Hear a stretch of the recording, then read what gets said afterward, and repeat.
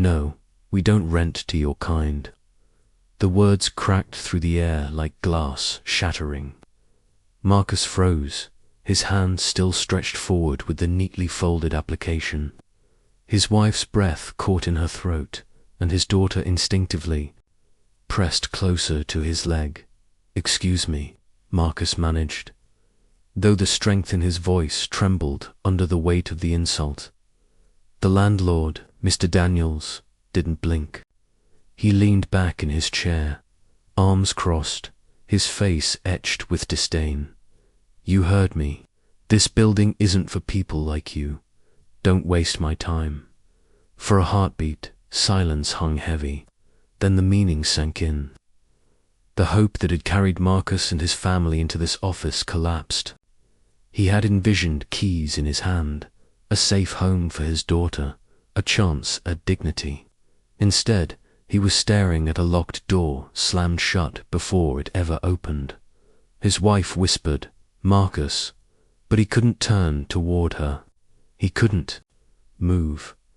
All he could hear was the echo of those words, words dripping with centuries of hatred, recycled and spit into his face as if history hadn't taught this man anything at all. And still, Marcus tried to hold his ground. He tightened his grip. On the stack of papers, proof of steady work, letters of recommendation, months of savings counted and recounted. Every detail is flawless. "Everything you ask for is right here," Marcus said, forcing the words past his clenched jaw. "You approved us on paper." What changed? Daniels snatched the folder, flipped through it, and tossed it back like trash. "Paper doesn't mean a thing. I decide who lives here." Marcus bent down, gathering the sheets from the floor as his daughter's tiny hands tried to help. Each page felt like a cruel reminder. He had done everything right, followed every rule, prepared for every obstacle except this one, prejudice. Needed no paperwork. "You're not listening," Daniels barked, his voice rising so the entire office could hear. "I don't care about your job, your savings, or your family story. This is my property, and I'll protect it from being dragged down." A woman waiting by the door flinched. Another man raised his brow but said nothing. Marcus's chest tightened, heat rising into his throat. The humiliation wasn't just private anymore, it was a performance. "Dragged down?" he asked, his voice breaking despite his effort to steady it.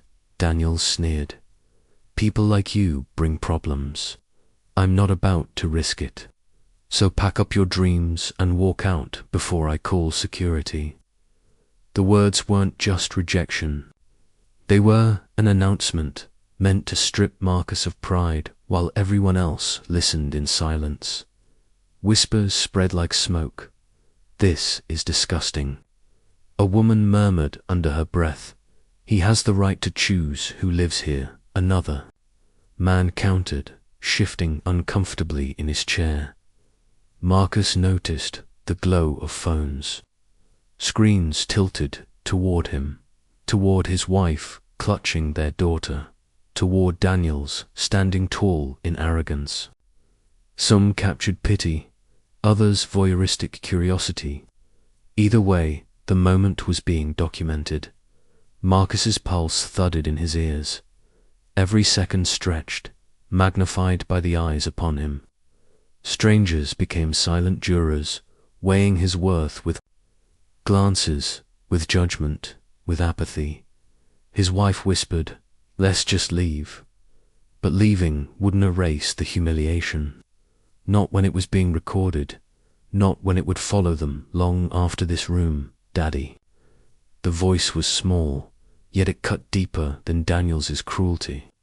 His daughter tugged at his sleeve, eyes wide, confusion written all over her face. "Why is he yelling at us?" Her words pierced him, stripping away the armor he had tried to hold. Together, for her, the world was still supposed to make sense. Hard work should pay off. Kindness should matter. People should be fair. And here she was, staring up at her father for answers he couldn't give. Marcus swallowed hard, but no sound came out. His throat was thick with shame, with fury. With helplessness he refused to show her. Daniel scoffed, out of the mouths of babes. "Get your family out before I make the call."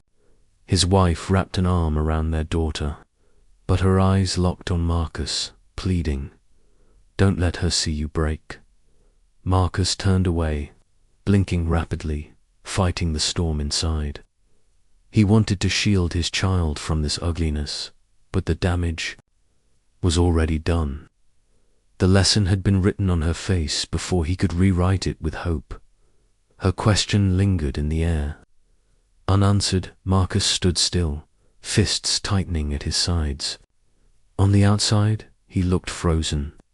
On the inside, he burned. His mind screamed with words he dared not speak. "You don't own me.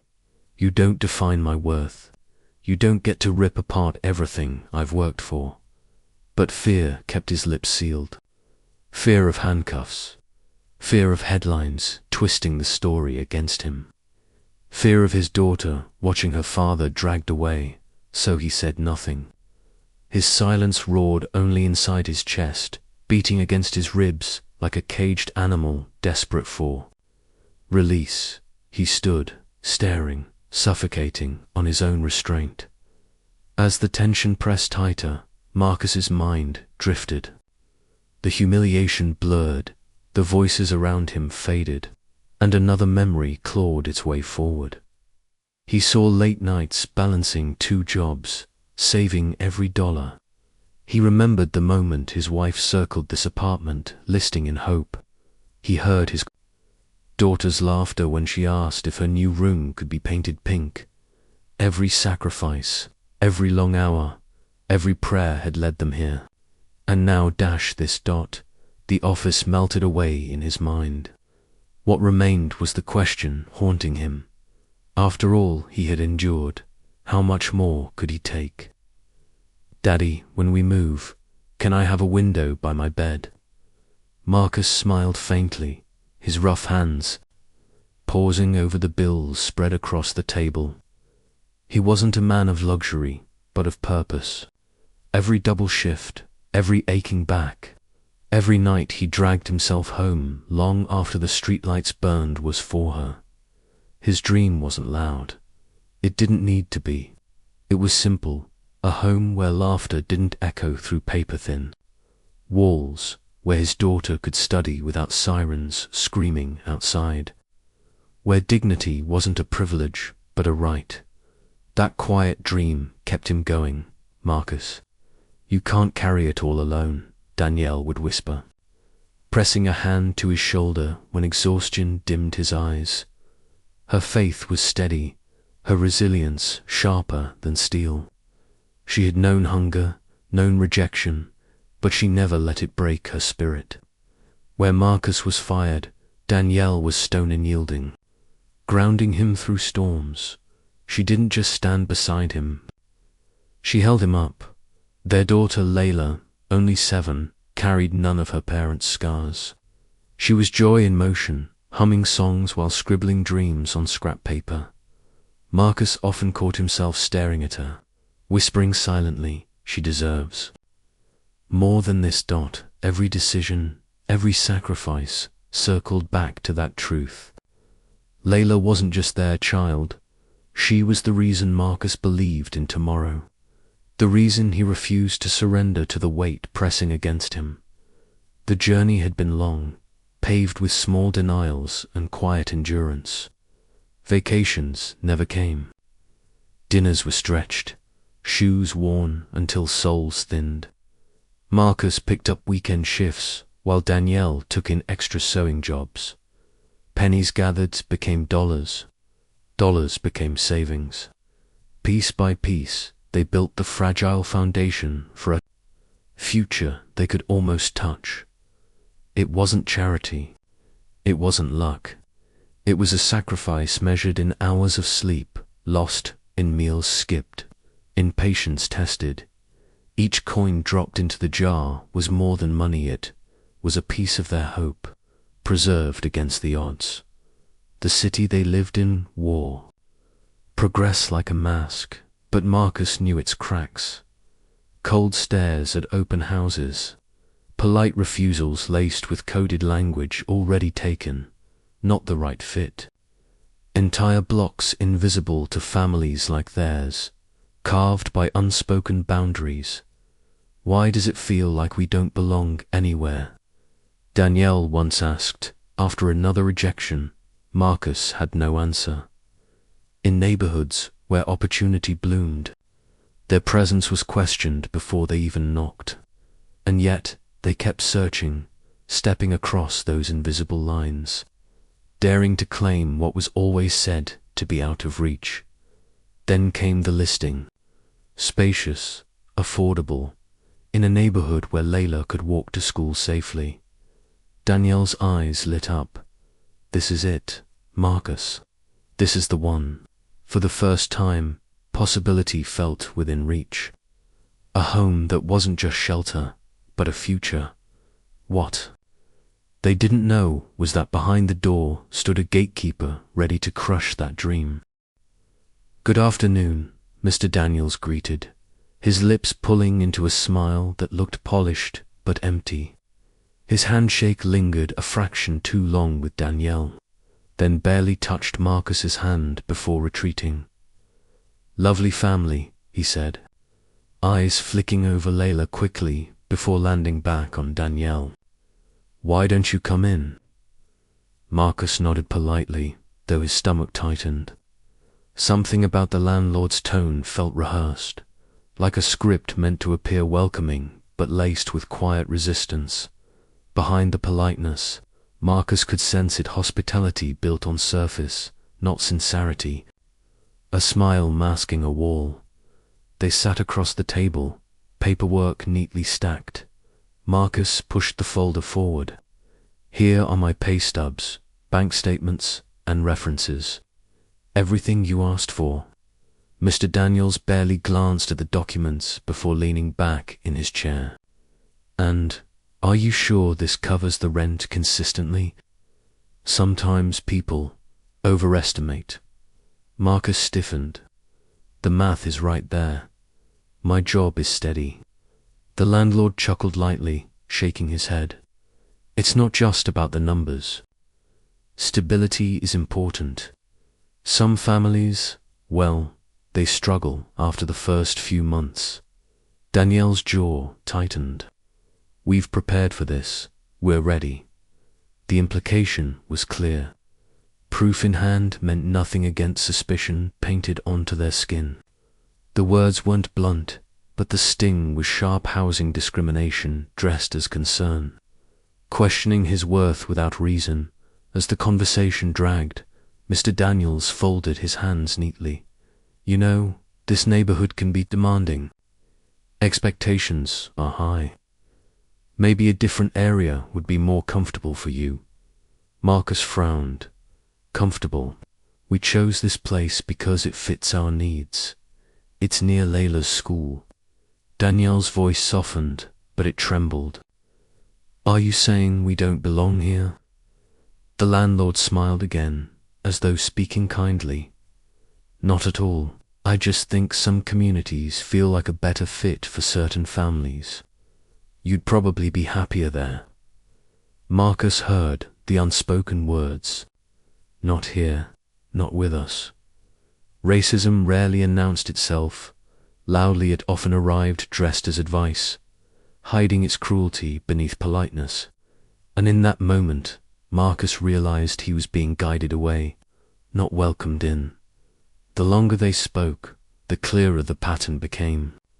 Whenever Marcus asked a question, Mr. Daniels's answers grew shorter, clipped. But when Danielle repeated the same concern, his tone shifted gentler, more deliberate, as if Marcus weren't even present. "Ma'am, you understand how strict policies can be," he said, leaning toward Danielle with measured patience. Marcus sat there, fists tightening under the table. He wasn't invisible, but he may as well have been. It wasn't just dismissal, it was the stripping away of his authority in front of his own family. Selective respect was no respect at all, just another weapon hidden beneath civility. Through the thin walls of the office, Marcus noticed laughter. A white family had entered before them, their children running ahead. Mr. Daniels's voice was carried warm, inviting, almost eager. "Take your time, no rush. You'd be a perfect fit here," he had said loudly. Now, sitting across from the same man, Marcus felt the contrast like a blade.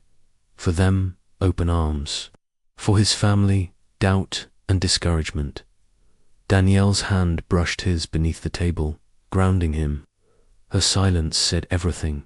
She saw it too. Two realities existed in that same room, divided not by money, not by readiness, but by skin.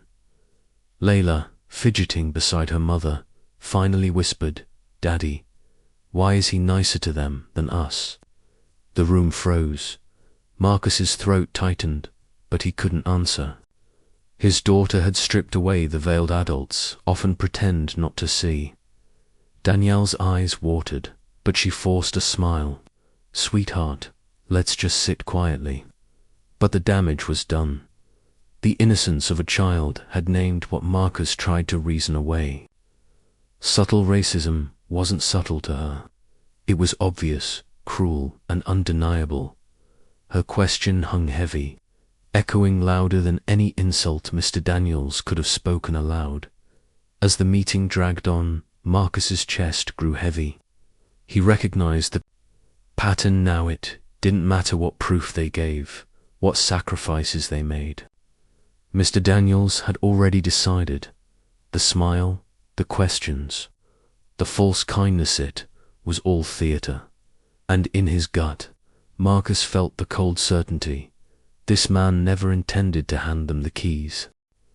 "You think I don't see what this is?" Mr. Daniels's voice cut through the lobby, louder than it needed to be. His false smile had vanished, replaced by a sneer that echoed off the walls. Marcus stiffened.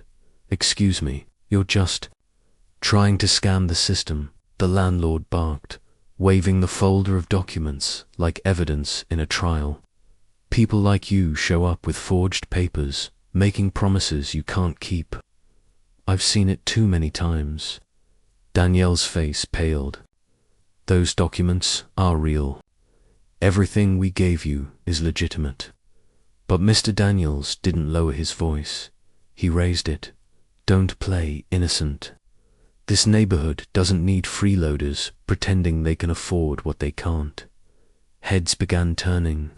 Tenants, lingering nearby, stopped mid-step, drawn to the sharpness of his accusation. Marcus's heart pounded. He wanted to shout, to defend himself, but the noise drowned his composure. Every eye now studied his family as though they were criminals exposed. The rejection that should have been private had been turned into public humiliation, and the words hung in the air like a sentence already past racism in housing, now weaponized. Before a crowd, without warning, Mr. Daniels grabbed their approved application from the desk. His fingers dug into the pages before ripping them clean down the middle. The sound of tearing paper sliced through the room. Marcus lunged forward. "That's our application." "You can't watch me," Mr. Daniels snapped, shredding the rest into jagged scraps. "This is worthless. You were never going to get this unit." The fragments fluttered to the floor, scattering like the pieces of their sacrifice. Every overtime shift Marcus had worked, every skipped meal, every dollar they had saved, all lay reduced to confetti under the landlord's shoes. Danielle's lips trembled, but no words came. Her silence was louder than a scream. Marcus stared at the torn papers, realizing it wasn't just an application destroyed. It was the future he had promised his daughter, shredded in front of strangers. The crowd erupted in hushed tones, voices layering over each other like static. Shameful, one woman muttered, shaking her head. He didn't need to do all that, another voice countered. He's the landlord. He has every right. They probably weren't qualified anyway. A man whispered too loudly, I've seen this before.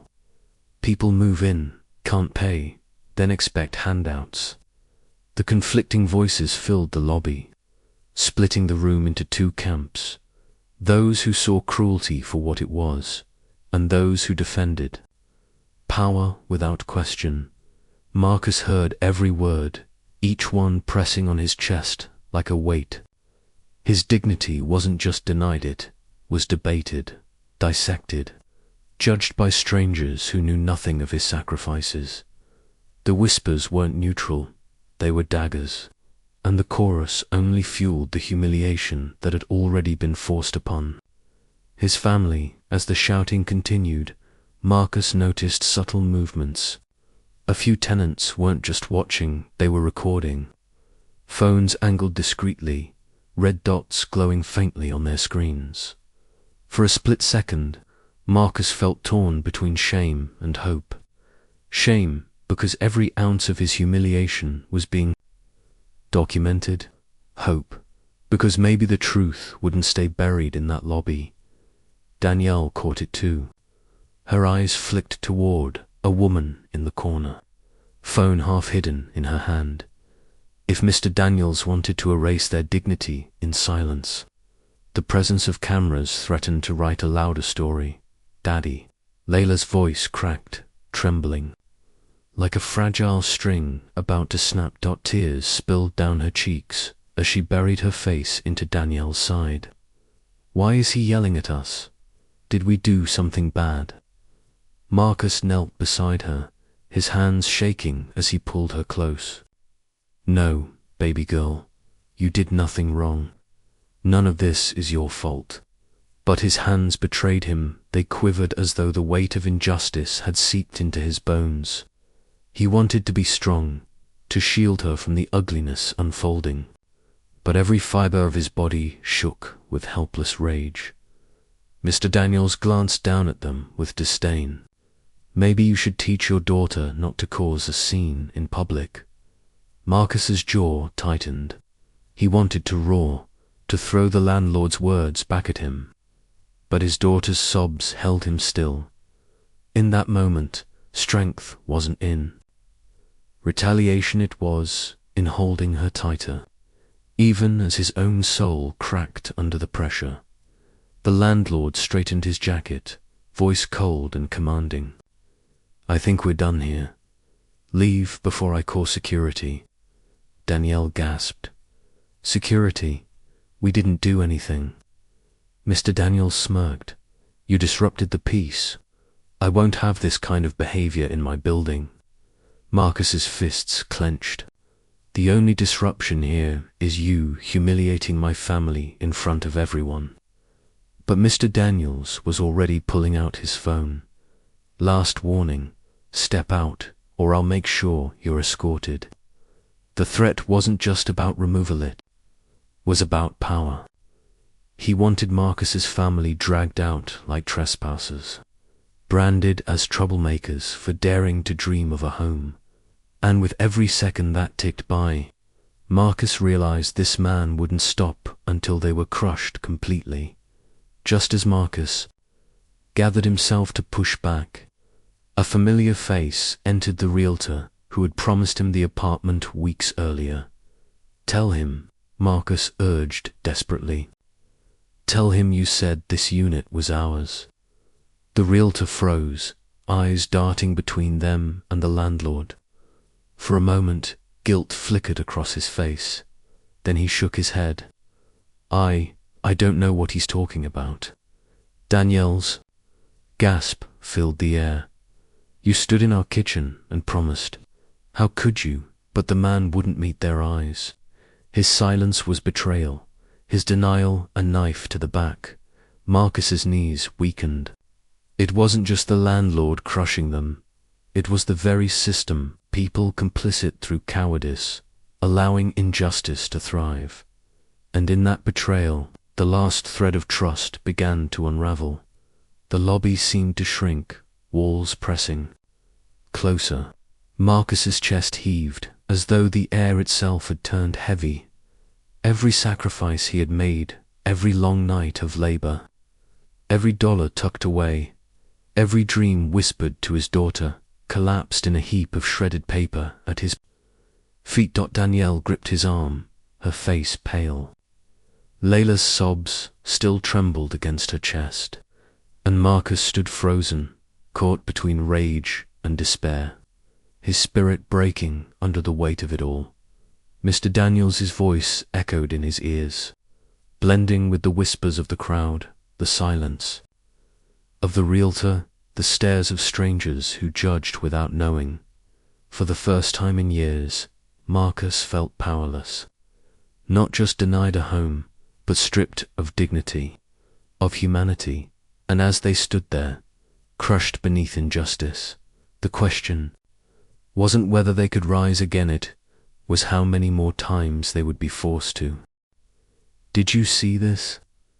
The words spread like sparks through comment sections, inboxes, and late-night millions.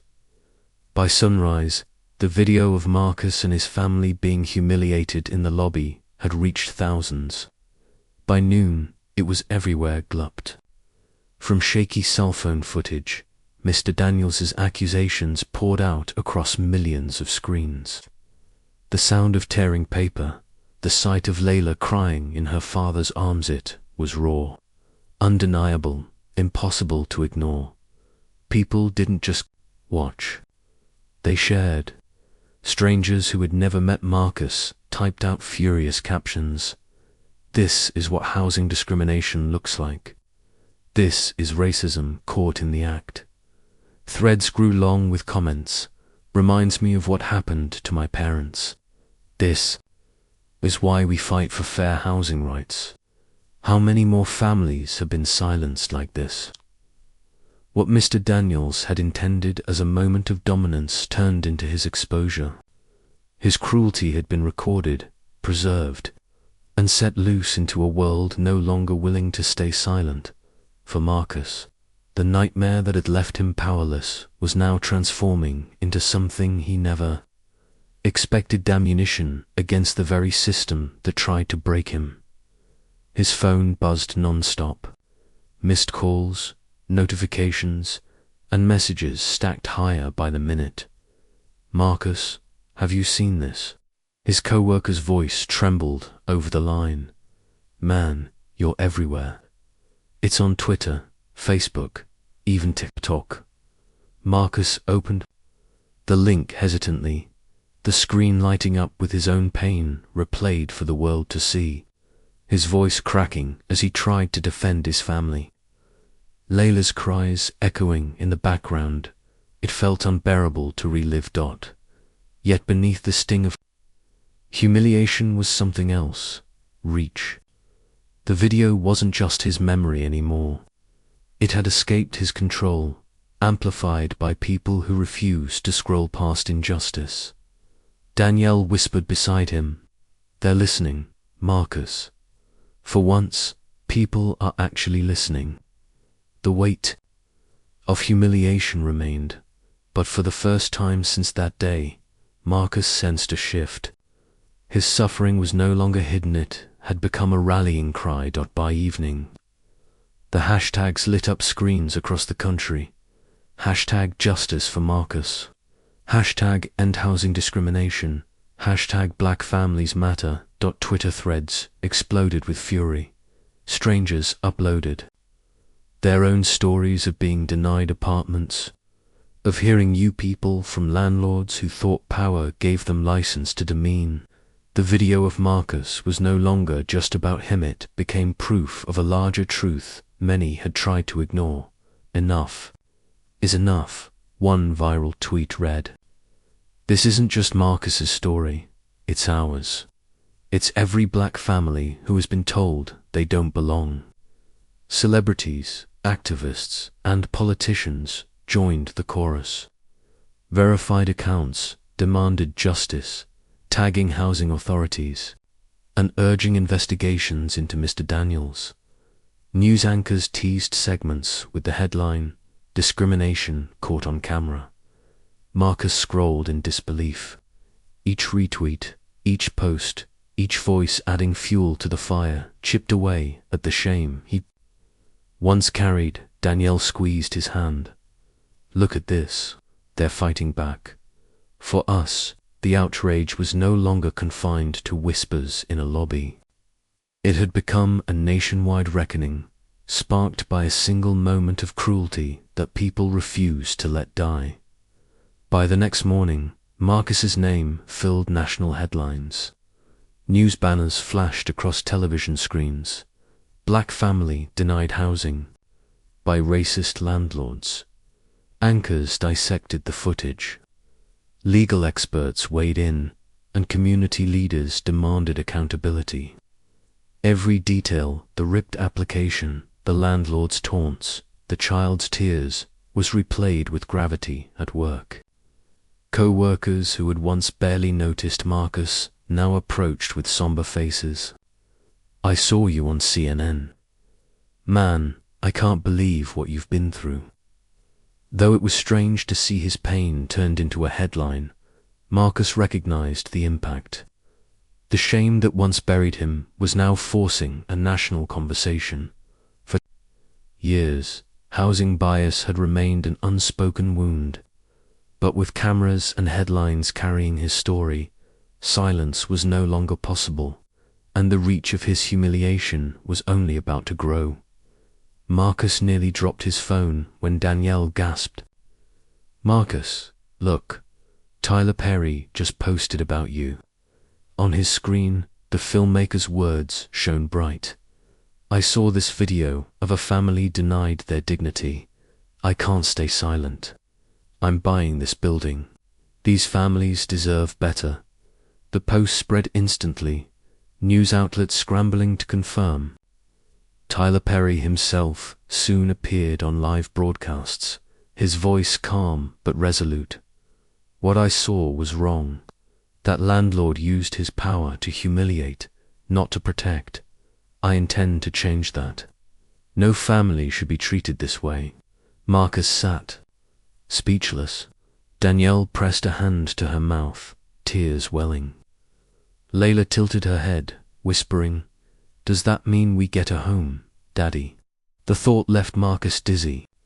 A stranger with influence, someone far removed from their struggle, had stepped into the fight.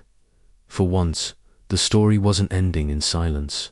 It was shifting power, moving away from cruelty and toward justice, while Marcus's world turned upside down. Mr. Daniels's fortress of authority crumbled.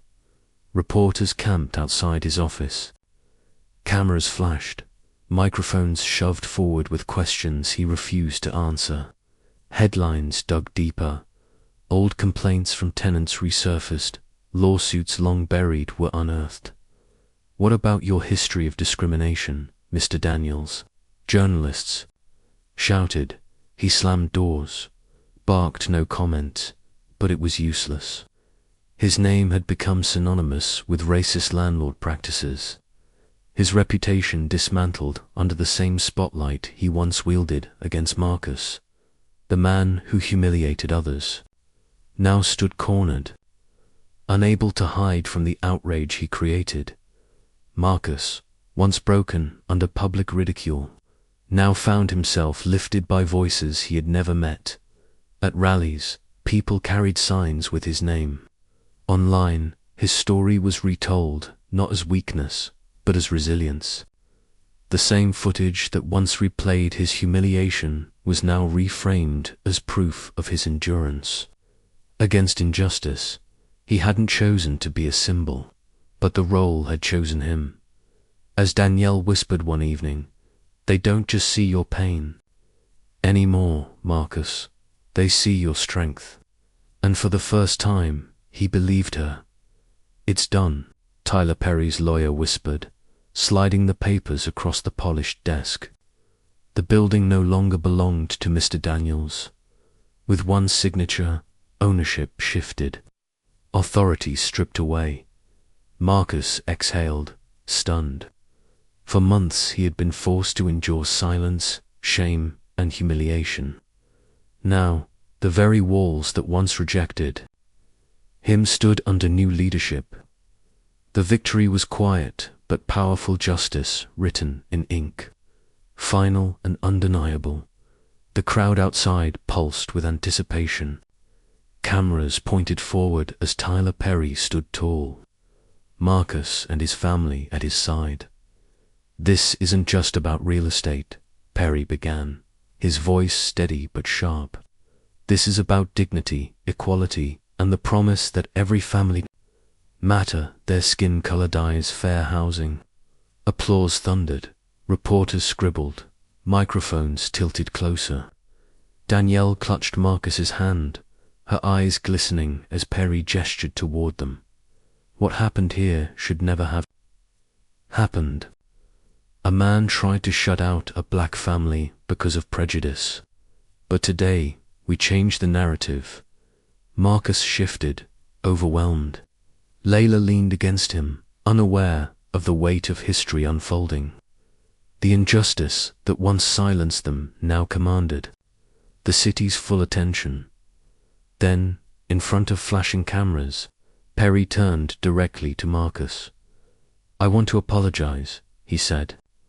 "Not for what I did, but for what you were forced to endure. This family's pain should never have been entertainment for the world. It should have been prevented in the first place." Marcus swallowed hard. Hearing those words spoken publicly wasn't just healing, it was vindication. For the first time, someone powerful didn't just acknowledge the wound. He named it, validated it, and stood with them. Perry raised the microphone again. "This building is only the beginning. We're launching a program for affordable housing, specifically for minority families who have been denied opportunities. Marcus's story will not be forgotten, it will be the foundation of change." The announcement electrified the crowd. Hashtags surged again. Hashtag justice for Marcus. Hashtag housing for all. Danielle whispered, "Our suffering. It's turning into something bigger." Marcus nodded, realizing their pain was no longer just personal, it was reshaping the system itself, brick by brick, policy by policy. Meanwhile, Mr. Daniels's empire collapsed. His resignation hit the news cycle within hours. Former tenants lined up with testimonies, each story dismantling the image he once protected. The man who had laughed while tearing Marcus's application now left in disgrace, his name synonymous with bigotry. Marcus read the headlines quietly, not gloating but reflecting. He thought he owned the door, he murmured, but now even the walls refuse him. Weeks later, Marcus unlocked the door to their new apartment. Danielle stepped inside first, her smile breaking into tears. Layla twirled in the living room, her laughter filling the air. They weren't just tenants anymore. They were proof that justice could stand taller than hate, that dignity could finally breathe free. Marcus crouched beside Layla at the threshold. "Daddy, is this really ours?" she asked softly. He kissed her forehead, eyes wet. "Yes, baby." The door that shut. "Us out now, we own it." If this was your family denied a home, stripped of dignity, how would you react? Would you stay silent, or would you fight back against racism with everything inside you? Do you believe powerful voices, actors, athletes, leaders, step in when racism strikes? Or should justice be left to the people alone? Where do you stand in this fight? Drop your thoughts below, because your voice matters. Let's keep this conversation alive. And if you believe stories like Marcus's deserve to be heard, hit like, subscribe, and share. Spread awareness, inspire change, and expose injustice together.